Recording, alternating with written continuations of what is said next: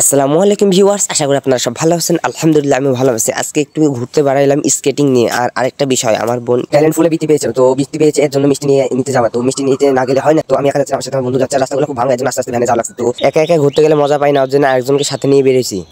ওকে কইছি তুই ঠেলে, আমার গায়ে শক্তি তার কুলাইতেছে না, এর লাগে ওকে ঠেলতে দিছি। বাট যাচ্ছিলাম, আমার চারিপাশে রাস্তাটা দেখছিলাম, গাড়ি ঘোড়া নাই, রাস্তাটা খুব ফাঁকা এবং স্কেটিং করে খুব ভালো লাগছিল আর কি। ফাঁকা রাস্তা একটু স্কিল দেখাই আপনাদেরকে একটা।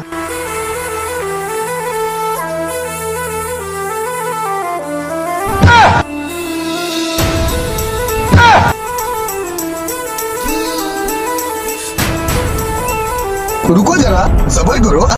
স্কেল দেখাইতে গিয়ে স্কেটিং এর নাট ঢিলা হয়ে গেছে, এর জন্য মেকারের দোকানে এসে নাটটা হালকার উপর ঝাপসা করে টাইট দিয়ে নিচ্ছি, কারণ কোথায় বিপদ আপদ হয় বলা যায় না। নাট বেরিয়ে গেলে সমস্যা হয়ে গেছে, টাইট দিয়ে এর জন্য বের হচ্ছে। আবার স্কেল দেখাই একটা।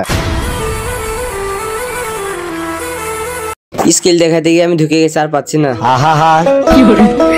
আমি পারি না আর পারি। প্লেনের গতিতে চলে আসলাম পুঠিয়া বাজারে।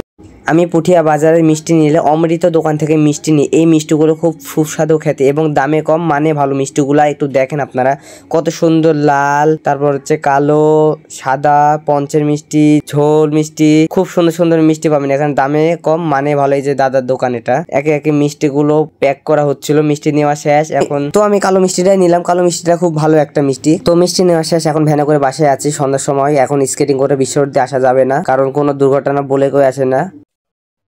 আজকের স্কেটিং এর ভিডিওটা এই পর্যন্ত। সবাই ভালো থাকবেন, ধন্যবাদ, টাটা।